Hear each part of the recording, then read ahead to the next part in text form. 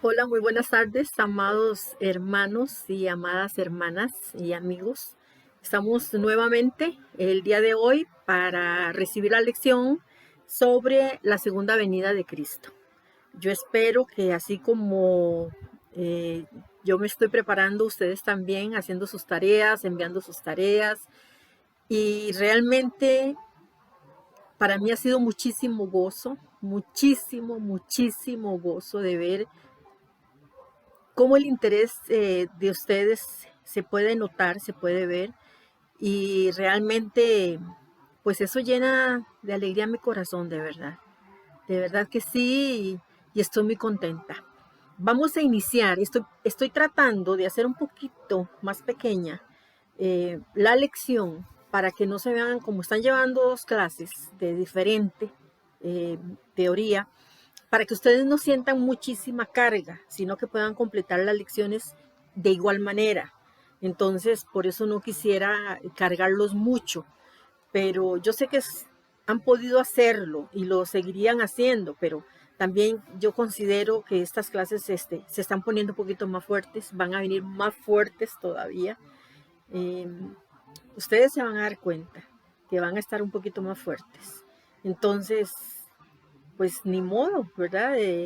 Lo mejor es hacérselas favorables a ustedes y que aprendan también, porque siempre les he dicho al principio, mi propósito no ha sido correr, mi propósito es que aprendan, no correr nosotros, porque no vamos a lograr nada corriendo. Lo importante es que nos quede la enseñanza y que podamos ponerla en práctica. Vamos, como siempre, a iniciar con una palabra de oración y vamos a darle gracias a Dios por todo. Padre de la gloria, estamos delante de tu presencia, un grupo de tus hijos, para alabarte y glorificarte de una manera especial, darte gracias porque eres bueno, Señor, porque tu misericordia es para siempre. Permite que todos pongamos el sentido en tu palabra, que nos estemos dando cuenta de lo que estamos enseñando, de lo que estamos, Señor, dando a tu pueblo, Padre Santo. Señor, yo te alabo, te doy las gracias por todo, porque eres bueno, porque tu misericordia es para siempre, Señor. Y yo me gozo con eso.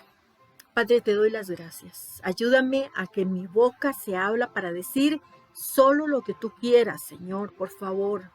Que yo no agregue nada que tú no digas, que no esté en tu autoridad, que no esté en lo que tú quieres, que ellos aprendan, Señor, te lo suplico. Sella mis labios, Señor, cuando algo no es correcto. O pon en mi boca lo que es correcto, Señor, te lo suplico. Estoy en tus manos, Señor. Como siempre te digo, soy solo un conducto. Utilízame para tu honra y tu gloria, Señor. Te lo pido en el nombre de Cristo Jesús. Y te pido por cada uno de los hermanos que van a estar, Señor, viendo este audio, este video, y que van a también a hacer la tarea que les corresponde. Gracias, Padre Santo, te doy por todo. Bendito y alabado sea tu nombre. Ponemos, Señor, los que están enfermos, los que están con COVID, los que están en recuperación, Señor, y te damos gracias a los que tú no has permitido que nos alcance. Gracias, Señor, te damos en Cristo Jesús. Amén. Ok, vamos a empezar a ver esta lección. Ya ustedes van por la lección 11. Ya a partir de la otra lección, de la lección 12, si Dios lo permite, lo que voy a hacer es enviarles a ustedes ya todas las lecciones. Yo les mandé de la 1 a la 6, ahora les mandaría de la 7 a la 12, que es las lecciones que van teniendo para que vayan guardándolas, ojalá en un folder, las tengan ahí, de vez en cuando las repasen o cuando tienen alguna duda las puedan repasar, o si alguien tiene alguna duda lo puedan sacar ustedes de dudas. Entonces, para eso es que tenemos este momento. Y vamos a iniciar con la lección 11 de la segunda venida de Cristo del 6 de agosto del 2021. Entonces, bueno, amados hermanos y amigos, veamos cuán importante. Seguimos con la iglesia de Éfeso. Entonces, ya estamos terminando. Esto es lo último que se va a tocar de Éfeso y entramos ahora con otra iglesia. Veamos cuán importante es este mensaje del Señor Jesucristo, en el cual hay una promesa condicionada, como todas las promesas del Señor, tienen una condición. Entonces, esta promesa condicionada para las personas de Éfeso, para la iglesia de Éfeso. Y la promesa dice, al que salga vencedor.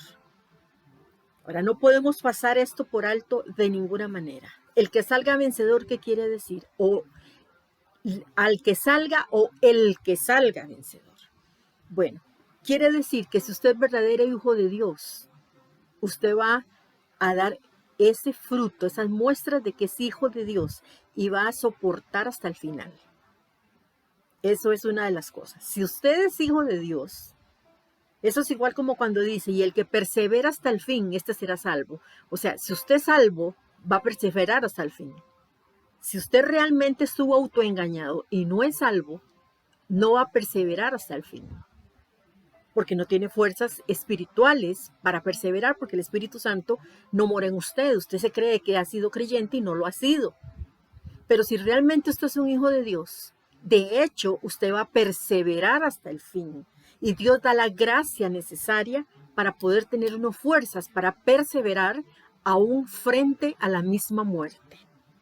Entonces, es muy importante que veamos esta promesa que el Señor está dando condicionada y dice, al que salga vencedor. Al que salga vencedor, no podemos pasar entonces por alto de ninguna manera esta promesa que el Señor está haciendo. La frase que se refiere a los que han alcanzado este nivel superior de la vida cristiana es que si no se identifica de esa misma forma todos los cristianos, ¿verdad? También puede ser que no se esté refiriendo a que todos los cristianos tengan que estar en un mismo nivel, espiritualmente hablando. Hay unos que quizás van a convertirse en determinado momento y quizás Cristo venga o quizás Cristo lo llame a su presencia, ¿verdad? Entonces, esa frase lo que dice es que el que persevere, ¿en cuál condición? En la condición que Dios va poniendo, el que persevere. Entonces, esta frase no se está refiriendo a los que han alcanzado ese nivel superior. Esas personas que uno dice, es que esa persona sí va a poder pasar por esto, por aquello. No se refiere a eso.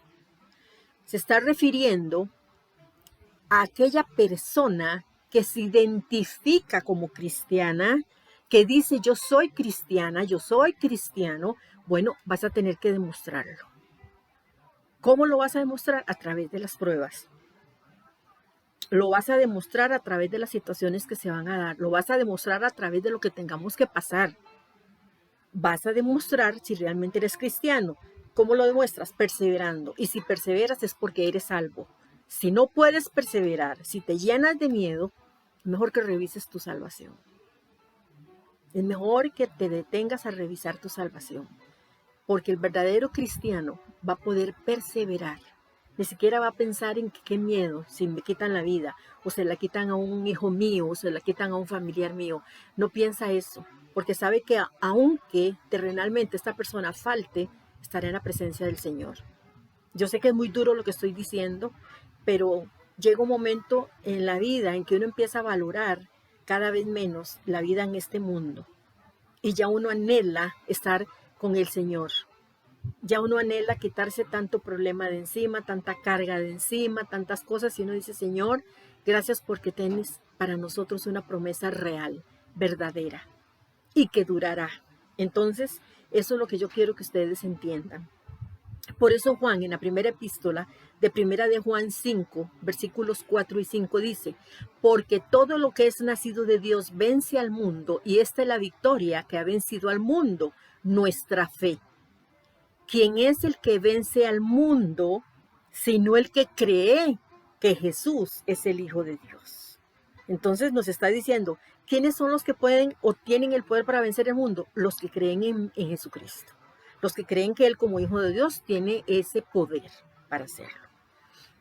Esto nos habla de firmeza, de una firmeza espiritual excelente, de una convicción plena de corazón, de lo que creemos de Jesucristo como nuestro dueño y Señor. Todos los creyentes, hermanos, verdaderos son vencedores. Eso sí, téngalo por seguro. Y quienes por la gracia y el poder de Dios han vencido el maldito poder del malvado sistema mundial con todas sus mentiras y sus engaños. Ahora, Cristo les promete a los vencedores de Éfeso, porque estamos todavía con la iglesia de Éfeso, les promete a los vencedores de Éfeso que comerán del árbol de la vida, el cual está en medio del paraíso de Dios. Él les promete eso. Ahora, el árbol de la vida, ahí donde está, que estaba en medio, se lo está diciendo a ellos de una forma en que ellos sepan que ese árbol de la vida representa vida eterna.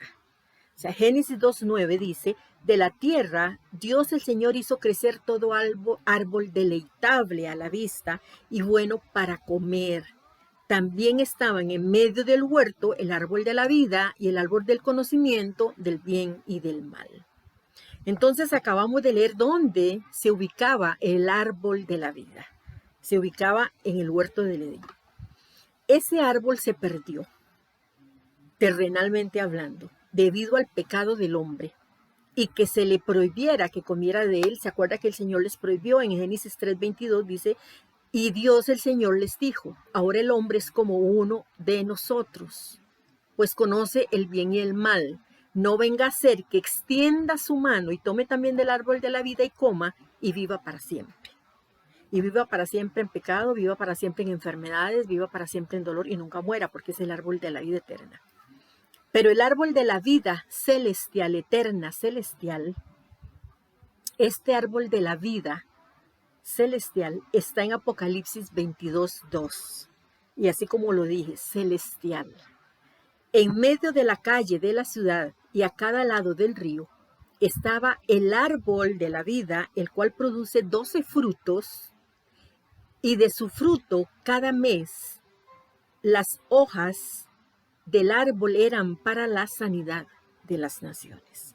Entonces estamos viendo que este árbol de la vida celestial se encuentra ahí. Este árbol de la vida celestial lo veremos cuando estemos ya en la presencia del Señor y cuando estemos gozando con el Señor. Apocalipsis 22:14 dice, bienaventurados los que lavan sus ropas para tener derecho al árbol de la vida y a entrar por las puertas de la ciudad. Apocalipsis 22:19 dice, y a quien quite algo de las palabras de este libro profético, Dios le quitará su parte del árbol de la vida y de la santa ciudad y de lo que está descrito en este libro. Dice la palabra que el árbol de la vida durará por toda la eternidad. Así dice la palabra. El árbol de la vida durará por toda la eternidad. Así que el árbol de la vida simboliza precisamente eso, la vida eterna. El paraíso de Dios es el cielo. Vamos a compararlo con Lucas 23:43 y dice, Jesús les dijo, de cierto te digo, que hoy estarás conmigo en el paraíso. Entonces, el paraíso de Dios es el cielo. 2 Corintios 12:4 dice, fue arrebatado al paraíso donde oyó palabras inefables que a ningún hombre se le permitió pronunciar. ¿Quién fue llevado hasta ahí? A ver si ustedes se acuerdan un poquito. Bueno, el que fue llevado ahí en 2 Corintios 12:4 fue el apóstol Pablo. ¿Se acuerdan? Que él dijo que no le era permitido decir lo que él había visto. El ejemplo de la iglesia de Éfeso advierte que la ortodoxia doctrinal y el servicio extremo no pueden compensar un corazón frío. Ahora, hermanos, si no recuerdan, voy a recordarles que es ortodoxia. Ortodoxia es la conformidad o es también la aceptación con los principios de una doctrina o con las normas y prácticas tradicionales, aceptándolas. Entonces aquí cuando dice que Éfeso advierte que la ortodoxia doctrinal, lo que ellos habían aceptado conformes a la enseñanza doctrinal y el servicio externo que ellos hacían, No se puede eso, aunque parezca que tenían mucha enseñanza o mucha ortodoxia doctrinal y que trabajaban. Dice que esto no puede compensar un corazón frío. Por mucho que ellos quisieran, no puede compensar un corazón frío. O sea, por mucho que trabajaran, no iba a dar ese mismo resultado, porque el corazón estaba frío. Entonces ya esto, como lo habíamos visto al principio, se hace todo de una manera mecánica. Éfeso empezó a hacer las cosas de forma mecánica porque el corazón ya estaba frío, habían perdido su primer amor. Los creyentes debemos prestar cuidadosa atención al consejo de Salomón. Salomón nos dio un tremendo consejo y dice: sobre toda cosa guardada, guarda tu corazón, porque de él mana la vida. Así que yo espero que se lo aprendan, memorícelo. Proverbios 4:23. Sobre toda cosa guardada, guarda tu corazón, porque de él mana la vida.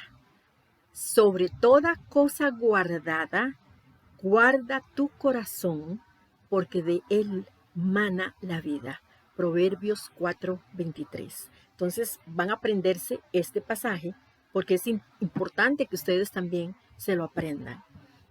Aquellos cuyo amor a Dios se ha enfriado, hacen bien en atender a la exhortación también que Oseas dirigió al reincidente pueblo de Israel, porque Israel era reincidente en abandonar con amor a Dios. Entonces, Oseas hace también una exhortación y dice Oseas 14, del 1 al 3, vuelve, oh Israel, a Jehová tu Dios, porque tu pecado has caído, porque por tu pecado has caído. Lleven con ustedes palabras de súplica y vuelvan a Jehová y díganle: quita toda iniquidad y acepta el bien, y te ofreceremos la ofrenda de nuestros labios. No nos librará el asirio, no montaremos en caballos, ni nunca más diremos a la obra de nuestras manos, dioses nuestros, porque en ti el huérfano alcanzará misericordia. Y también les hace esa advertencia, y a quienes se vuelven a él, Dios les hace una promesa en Oseas 14:4 y le dice: yo sanaré su rebelión y los amaré de pura gracia. Entonces, hermanos, tenemos esto claro: no olvidar del Señor, no dejar ese primer amor, porque dejar ese primer amor es dejar de hacer las primeras cosas que hacíamos, que nos importaba si llovía o no llovía para ir a la iglesia, para ir al templo. No me importaba si tenía que cooperar, no me importaba si tenía que estar con los demás hermanos un poquito más tarde porque se extendía más la reunión. Esas primeras cosas demostrando amor al Señor es lo que el Señor dice. Recuerda las cosas primeras y arrepiéntete. O sea, mantente recordando todo lo que hacías y de dónde has caído y arrepiéntete. Entonces, vamos a seguir ahora entonces con la segunda carta que Juan escribe. Ya con Éfeso terminamos hasta aquí. Ya vimos todo el regaño, el consejo, todo lo que Dios tenía para la iglesia de Éfeso. Vamos a seguir con esta segunda carta, y esta segunda carta fue para la iglesia de Esmirna. Para ella fue. Los creyentes de Esmirna estaban en una iglesia muy afligida, angustiada por los falsos maestros que pretendían ser judíos, pero en realidad no lo eran. La definición que hace el Nuevo Testamento de un judío es aquel cuya circuncisión es la del corazón, la que realiza el espíritu cuando nosotros nos entregamos a Cristo, no al mandamiento escrito, no al mandamiento de que hay que hacer circuncisión para pertenecer al pueblo de Israel y ser judío, que era cortando la carne del prepucio.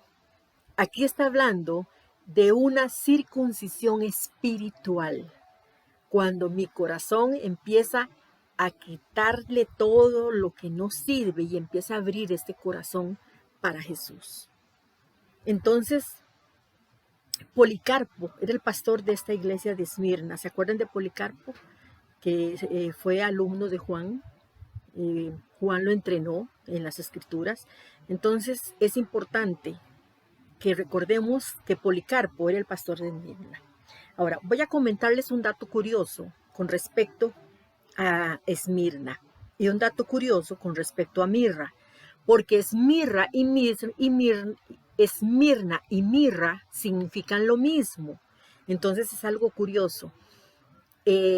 Uno de los regalos hechos a Jesús cuando él nació fue la mirra. ¿Se acuerdan que los magos que llegaron ahí le llevaron incienso, oro y mirra? Bueno, la mirra pareciera que estaba profetizando el sufrimiento de Jesucristo, su sangre, su dolor y su entrega por los pecadores. Para extraer la mirra, y esto es un dato muy curioso que a mí me llamó muchísimo la atención, cuando se extrae la mirra, se hace una incisión en la parte del árbol, de la corteza, se hace una incisión, se hace un corte, y de ahí brota la mirra en forma de lágrima, una sustancia rojiza, resinosa, traslúcida y brillante. Esa es la mirra. No se puede probar, pero se sabe que la mirra tiene un sabor amargo. Entonces, la mirra era utilizada para elaborar perfumes en esa época, pero también se hacían ungüentos y de ahí que el rendimiento fuese especialmente valorado, porque también se usaba para embalsamar cadáveres, para embalsamar cuerpos. Entonces la mirra también es conocida como Esmirna. La mirra representa amargura. Eso representa la mirra.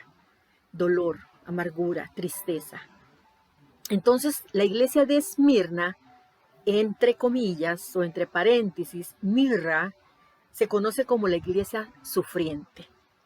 Apocalipsis 2, del 8 al 11, y vamos a prestar mucha atención a esta lectura, y dice, y escribe al ángel de la iglesia de Esmirna, el primero y el postrero, el que estuvo muerto y vivió, dice esto: yo conozco tus obras y tu tribulación y tu pobreza, pero tú eres rico y la blasfemia de los que se dicen ser judíos y no lo son. He aquí, y esto presten atención, he aquí, el diablo echará a algunos de ustedes en la cárcel. Vean que el Señor está haciendo una advertencia a esta iglesia. El Señor les está diciendo, Satanás va a echar a algunos de ustedes a la cárcel. Entonces le dice, escribe al ángel de la iglesia de Esmirna, el primero y el postrero, el que estuvo muerto y vivió, dice esto. Yo conozco. ¿Quién dice el que estuvo muerto y vivió? Recordemos lo que ya ustedes han visto, Jesucristo, ¿verdad? Él fue el que estuvo muerto y vivió. Entonces, a eso se refiere. Dice esto, Jesucristo les dice, yo conozco tus obras y tu tribulación y tu pobreza, pero tú eres rico. Y la blasfemia de los que se dicen ser judíos y no lo son, sino sinagoga de Satanás. No temas en nada lo que vas a padecer. He aquí el diablo echará a algunos de ustedes en la cárcel para que sean probados y tendrán tribulación por 10 días. Sé fiel hasta la muerte. Vean que allá hay una advertencia. El Señor, vean lo que le está diciendo a la iglesia de Esmirna. Sé fiel, sean fieles, hijos míos, hasta la muerte. Y yo te daré la corona de la vida. El que tiene oído, oiga lo que el Espíritu dice a las iglesias. El que venciere no sufrirá daño de la segunda muerte. Entonces estamos viendo lo que ya la iglesia de Esmirna le comunican al pastor lo que va a sufrir. A lo largo de la historia, a lo largo de su historia, la aparente verdad paradójica, porque es una aparente verdad paradójica, ha sido en cuanto que entre más se ha perseguido a la iglesia, pues tanto mayor ha sido su pureza y su fuerza. Y eso es algo que el Señor siempre lo ha demostrado a través de su iglesia. Entre más la iglesia se persigue, entre más todo, la iglesia más firme y más gente se convierte. Durante décadas las iglesias en la antigua Unión Soviética y Europa Oriental fueron oprimidas por sus gobiernos ateos y comunistas. Entonces los creyentes siguen siendo perseguidos en los países musulmanes y en algunas otras partes hasta el día de hoy. Se les prohíbe proclamar abiertamente su fe. El creyente no lo puede hacer, el Hijo de Dios. Muchos son encarcelados, algunos han sufrido el martirio y otros hasta la muerte. En la antigua Unión Soviética, los libros, incluso la Biblia, eran escasos realmente. Sin embargo, esas iglesias no solo sobrevivieron y prosperaron, el levantamiento entonces de la cortina de hierro reveló una iglesia pura y poderosa, caracterizada por una fe genuina, una profunda espiritualidad, humildad, celo, amor a la verdad y una firme devoción al Señor. Las escrituras vinculan la persecución con la fortaleza espiritual. Vean qué interesante. La Biblia misma nos enseña que cuando hay persecución, más fortaleza espiritual hay. Vamos a ver seguidamente lo que dice Santiago 1, capítulos del 2 al 4. Hermanos míos, tengan sumo gozo, escribió Santiago, cuando se hallen en diversas pruebas, sabiendo que la prueba de su fe produce paciencia, mas tenga la paciencia su obra completa para que sean perfectos y cabales sin que les falte cosa alguna. Si estamos bien con el Señor, si estamos bien plantados en la palabra, si tenemos convicciones, vamos a ser perfectos y cabales. Y no nos va a faltar absolutamente nada porque dice la palabra que Jesucristo lo llena todo en todos. Entonces, tenemos esa certeza. Pedro alentó a los cristianos que sufrían con esta verdad y vemos lo que escribió para estos hermanos, Pedro, y lo vamos a ver en 1 Pedro 5:10. Dice que después que hayáis padecido un poco de tiempo, Él mismo os perfeccione, afirme, fortalezca y establezca. ¿Quién es el que nos va a perfeccionar, a afirmar, a fortalecer y a establecer? Jesús. Entonces, estamos viendo la recomendación cuando Pedro alienta de esta forma a los cristianos. O sea, Él es el que a ustedes los va a perfeccionar, los va a afirmar, los va a fortalecer y los va a establecer. Las bendiciones cristianas más puras son las que se fraguan, hermanos, en el horno de la adversidad. Siempre ha sido así. La iglesia de Esmirna demostró el poder y la pureza que resultan de soportar ellos la persecución debidamente como la soportaron, porque soportaron persecución sin echar atrás y sin renunciar. La persecución a la iglesia de Esmirna la había purificado y depurado de pecado y había afirmado la realidad de la fe de sus miembros. O sea, más bien fue de bendición porque hubo una depuración del pecado en la iglesia de Esmirna y había afirmado a los miembros en la fe. Esto era muy importante. Los hipócritas no permanecen al enfrentar la persecución. Una persona que es hipócrita y dice que ama al Señor o que es cristiana, en el momento de persecuciones, huye, no se va a quedar, se va a esconder. Entonces, nosotros vemos que en los momentos de persecución no los soportan, porque esos falsos cristianos o esos falsos creyentes no quieren soportar el dolor. Las pruebas y las persecuciones fortalecen, hermanos, y refinan la genuina fe salvadora, pero descubren también y destruyen la falsa fe. Porque los que son fieles y son verdaderos se van a sostener, se van a mantener, pero los que mienten, estos va a salir a flote su falsa fe porque huirán. Aunque ellos sufrieran privaciones físicas y pobreza, los cristianos de Esmirna se aferraron a sus inmesurables riquezas, pero espirituales. Ellos podían tener privaciones, porque ellos tuvieron muchas privaciones a nivel físico, pero ellos eran ricos espiritualmente hablando. Acertadamente, la iglesia de Esmirna es una de las iglesias, junto con la de Filadelfia, son solo dos, que no recibió ninguna reprensión, ningún regaño en su carta enviada por el Señor Jesucristo. Solo estas dos iglesias, recuérdenla, no olviden, Esmirna y Filadelfia, fueron las iglesias que el Señor no les reprendió. Entonces, como las escrituras ponen en claro, la persecución y las pruebas son una parte inevitable y esencial de la vida cristiana. Estas personas les quitaban incluso hasta sus terrenos, les quitaban el poco dinero que tenían, hasta ese punto llegaban las persecuciones, les quitaban algún tipo de negocio que ellos tenían, se los arrebataban. Entonces ellos eran pobres de manera material, pero espiritual eran muy ricos. En Hechos 14:22 dice, y allí infundían ánimo a los discípulos y los alentaban a mantener la fe por las persecuciones. Les decían, para entrar en el reino de Dios, nos es necesario pasar por muchas tribulaciones. Segunda de Timoteo 3:12. También todos los que quieren vivir piadosamente, ¿qué era piadosamente? Eso se los enseñé yo a ustedes en la clase de iglesia.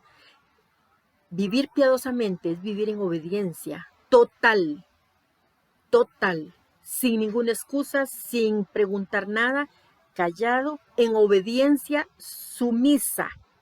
El mejor ejemplo es Jesucristo.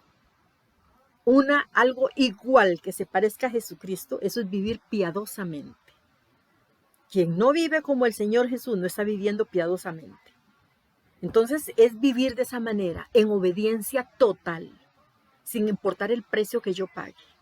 Entonces 2 Timoteo 3:12 dice, también todos los que quieran vivir piadosamente en Cristo Jesús padecerán persecución.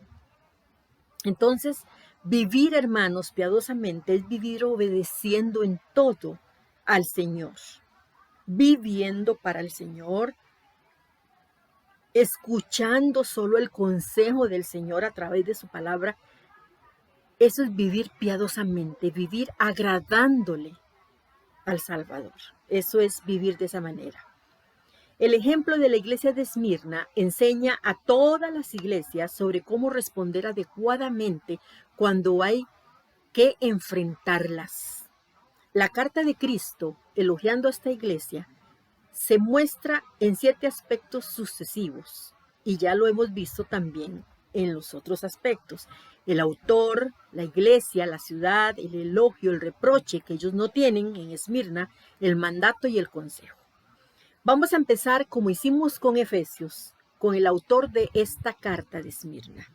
Cristo es el autor divino.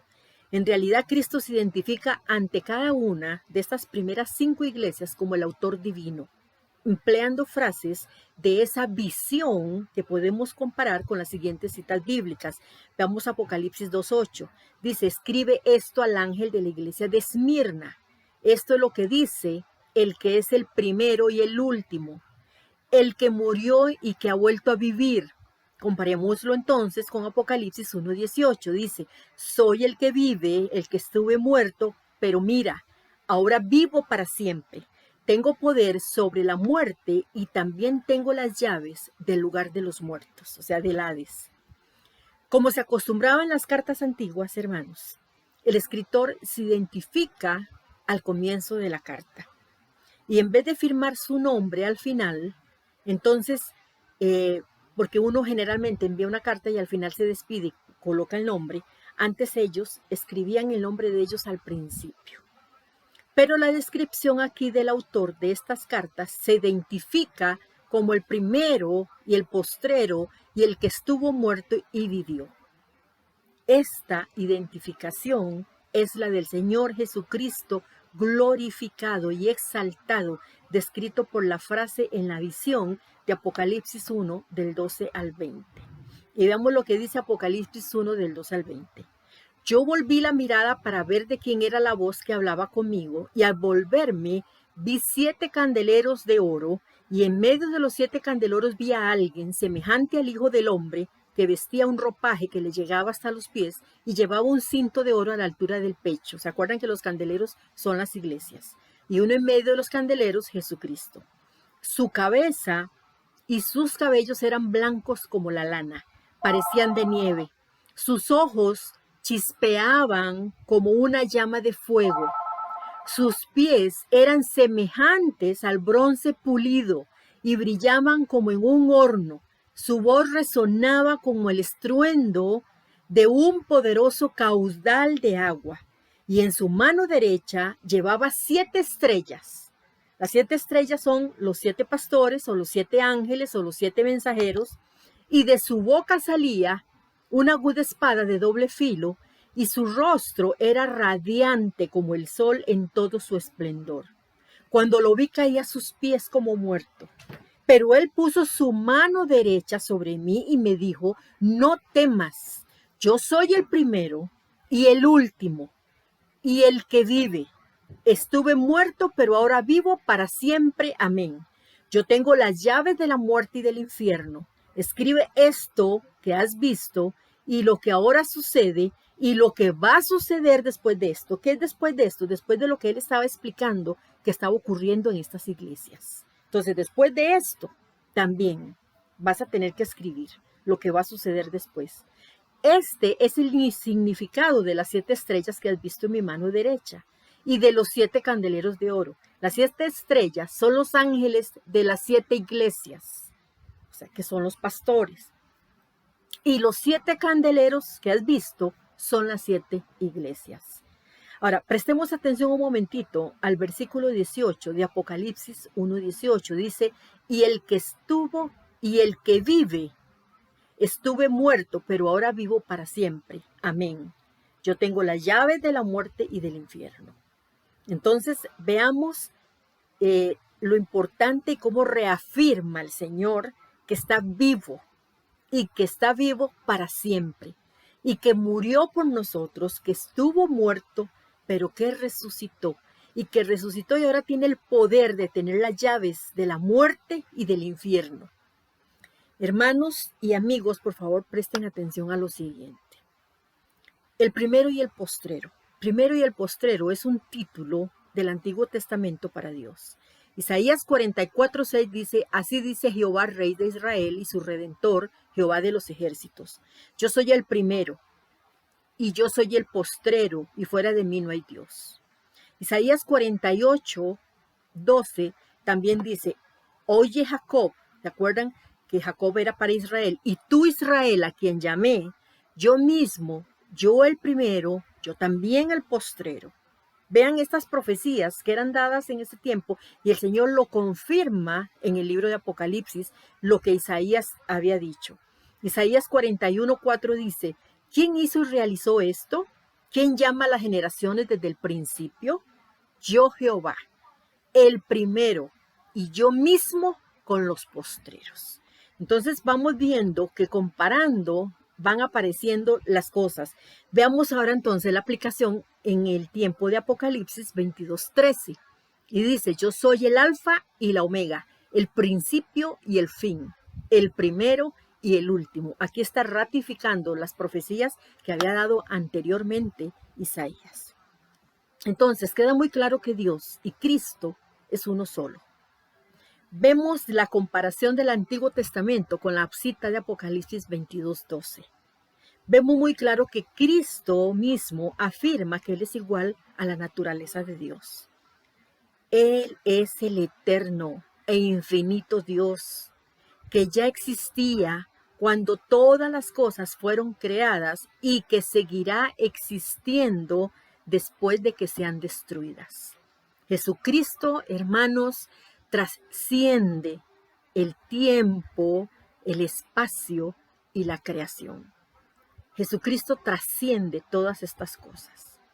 Sin embargo, asombrosamente, el Dios eterno se hizo hombre, estuvo muerto y vivió. Aquí hay un misterio profundo, hermanos, en esto. ¿Cómo pudo morir el que siempre vive, el que trasciende el tiempo, el espacio y la historia, la creación? Pedro presenta la respuesta en 1 de Pedro 3:18. ¿Cómo es entonces que murió y que volvió a vivir? Y vean lo que Pedro dice: porque también Cristo padeció una sola vez por los pecadores, el justo por los injustos, para llevarnos a Dios. En el cuerpo sufrió la muerte, pero en el espíritu fue vivificado. Así fue como el Señor lo obtuvo. Hermanos y amigos, es necesario que quede claro que Cristo fue muerto en la carne, pero vivificado en espíritu. Murió en su encarnación humana o en su encarnada humanidad como el sacrificio perfecto por el pecado. Pero ahora vive, y vive gracias a la resurrección, y vive para siempre según el poder de una vida indestructible, y que está sentado a la diestra de Dios Padre el día de hoy, intercediendo por nosotros. Hebreos 7:16, en Nueva Traducción Viviente, dice: Jesús llegó a ser sacerdote, no por cumplir con la ley del requisito físico de pertenecer a la tribu de Leví, sino por el poder de una vida que no puede ser destruida. Comparemos lo que dice con Romanos 6:9, y dice: estamos seguros de esto, porque Cristo fue levantado de los muertos y nunca más volverá a morir. La muerte ya no tiene ningún poder sobre él. No tiene poder porque es Dios mismo. Esta designación de Cristo era para traer consuelo a los perseguidos creyentes de Esmirna. Conocedor el Señor de que ellos pasarían tiempos muy difíciles, Cristo les estaba recordando que Él trasciende estos asuntos temporales, como la vida, como la muerte, como el espacio, y que mediante su unión con Él, esa unión verdadera, ellos también van a trascender los asuntos temporales, porque eso es una promesa. Vamos a estar así en el cielo. Y aunque deban enfrentar la muerte a manos de sus perseguidores, junto a ellos está el que venció la muerte.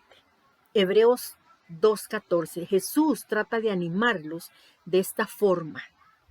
Él les dice: si ustedes soportan hasta la muerte, primero que nada, mostrarán que de verdad son míos. Y dos, también entonces ustedes se van a dar cuenta que yo voy a estar con ustedes porque yo la vencí. El Señor da una gracia especial cuando la persona es perseguida y de verdad es hija de Dios. Dios da una gracia especial, da un poder especial, da una reafirmación, una certeza, una convicción certera de que no importa el valor de su vida con tal de estar con Él. Él lo regala por gracia para que podamos tener el valor de entregar nuestra vida humanamente hablando, por persecución o por amor a la causa de Cristo.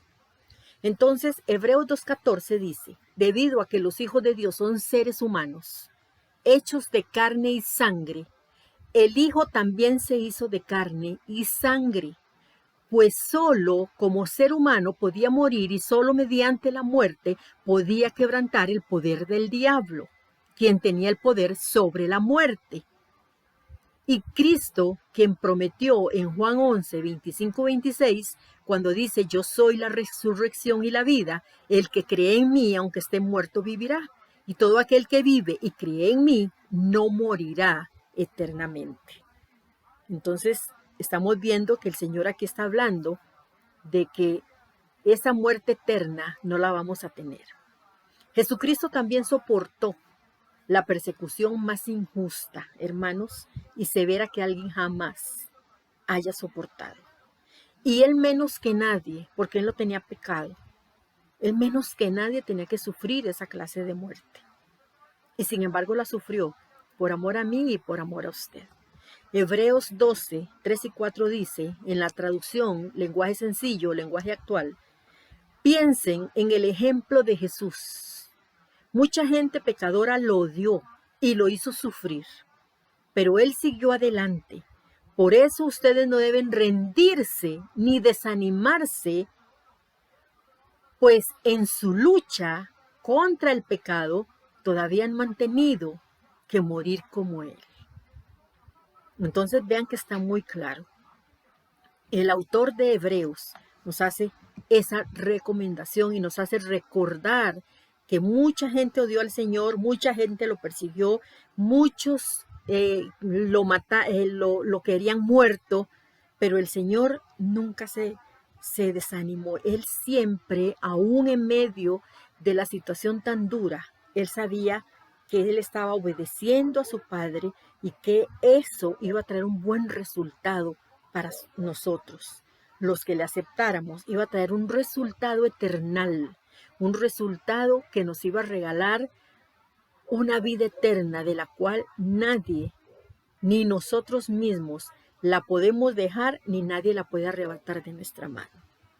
Entonces, vemos que en esta forma en que puede servir como una compasiva y comprensiva fuente de poder, cuando sabemos que Él venció a la muerte. Igual nuevamente en Hebreos 2, 17 y 18 dice, por eso era preciso que en todo se asemejara a sus hermanos, para ser un sumo sacerdote fiel y misericordioso en lo que a Dios se refiere, a fin de expiar los pecados del pueblo, por haber sufrido él mismo la tentación, porque él fue tentado, pero sin pecado, puede socorrer a los que son tentados. Hebreos 4:15 dice, porque no tenemos un sumo sacerdote incapaz de compadecerse de nuestras debilidades, sino uno que ha sido tentado en todo de la misma manera que nosotros, aunque sin pecado. Él mismo es el que dirigió esta carta de consuelo y aliento a la iglesia de Esmirna. Él mismo le estaba diciendo a los de Esmirna que soportaran hasta la muerte. Así como él lo había podido soportar, ellos también en él eran capaces de poder soportarlo. Eso es lo que el Señor les está diciendo. Ustedes van a poder soportar si realmente son mis hijos. Y así como tuvieron que soportar, van a poder salir victoriosos. Eso es para que nosotros recordemos que posiblemente tengamos también que soportar algún tipo de persecución y que tengamos que tener el pensamiento claro en el Señor Jesús y saber que todo lo que Él a nosotros nos ha dicho, todo lo que Él a nosotros nos ha prometido, todo lo cumple, todo lo ha cumplido. El Señor no ha dejado de cumplir una sola cosa, pero Él quiere que recordemos que vamos a pasar por esos momentos difíciles, que vamos a pasar por esos momentos de persecución y que es muy probablemente en unos países va a ser más severo que en otros y que tenemos que tener en oración a todos los hermanos, estar orando unos por otros para que tengan fortaleza de soportar, mientras nosotros estamos aquí esperando la venida de nuestro Señor. Hermanos, hasta aquí está la lección. Espero que les dije que iba a ser la cortita y de verdad no la hice tan larga. Espero que les quede claro, que sirva de ejemplo el tener fortaleza, el luchar, el saber que tenemos que estar alertas por las cosas que han de venir y por lo que ya nosotros estamos viendo. Es un gusto, hermano, estar con ustedes. De verdad, en el nombre del Señor Jesús, que Él les bendiga grande y poderosamente a todos y cada uno de ustedes. De verdad, son excelentes alumnos.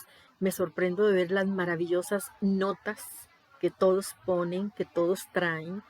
Y Hermanos, ¿qué les puedo decir? Estoy feliz de saber que están aprendiendo, de que aunque sé que tienen a veces cosas en que correr, cosas del hogar o cosas de trabajo, o situaciones difíciles, hermanos, pero no hay ninguno que realmente haya decidido decir, no, ya no voy a seguir. No, todos han estado ahí.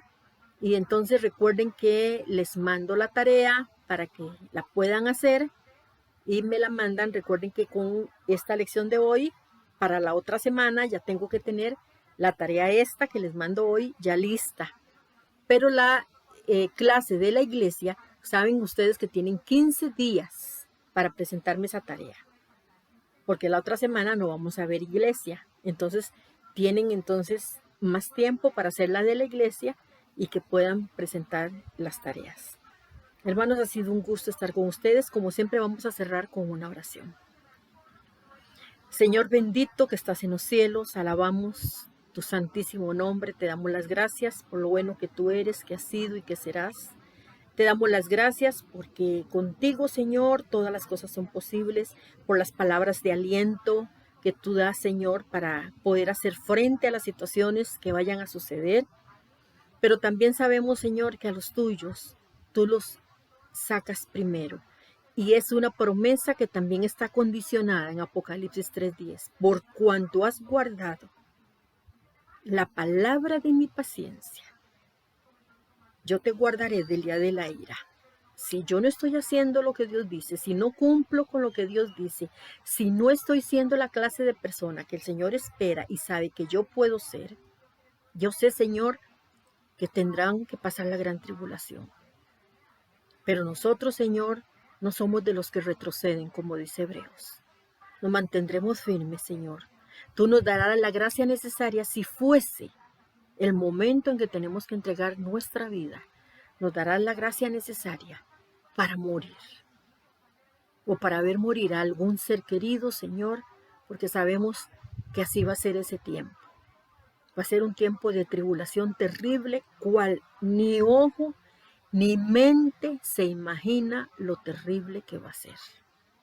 Gracias, Señor, por la oportunidad que nos diste de conocerte y de poder estar delante de ti aprendiendo. Gracias por tomar control de mí, de mi boca, que tu Santo Espíritu ha sido el que nos ha guiado de principio a fin. Recibe, mi Señor, toda la honra, toda la gloria y todo el honor, porque todo es tuyo, mi Señor. Yo te alabo y te bendigo en esta hora y te doy las gracias. Bendice cada hogar representado, cada hermanita, Señor, cada hermano que está estudiando, y que todo, Señor, todo sea para la honra y la gloria de tu nombre. Todo lo hemos pedido y te damos las gracias en Cristo Jesús. Amén. Ok, hermanos, hasta aquí hemos llegado con esta lección y dentro de un momento les estoy mandando entonces la clase o la tarea para que ustedes puedan hacer la tarea. La próxima lección, como les dije al principio, la otra semana, entonces sí, ya les doy la clase y les mando todas las lecciones completas a los correos de los que me mandaron sus correos. Entonces, los mismos que hace varias lecciones enviaron sus correos y yo se los pude enviar, entonces a esos mismos que me mandaron sus correos, les voy a mandar las lecciones al correo, que esas van escritas y esas no están tal vez con todo lo que yo les explico en una lección, porque durante la lección yo voy agregando cosas más que sé que es importante que ustedes las sepan. Un abrazo fuerte, hermanos, los quiero mucho en Cristo Jesús. Vivan para el Señor, gócense en el Señor y hagan de verdad las cosas correctas. Que Dios me les bendiga grande y poderosamente. Y nos vemos, si Dios lo permite y si me regala vida, la próxima semana. Que Dios les bendiga a todos, a sus hogares y a sus familias, y que volvamos, ojalá podamos volver a vernos. Muchísimas gracias por su atención y muchísimas gracias por su interés. Gracias, hermanos, de verdad. Que Dios les bendiga. Chao.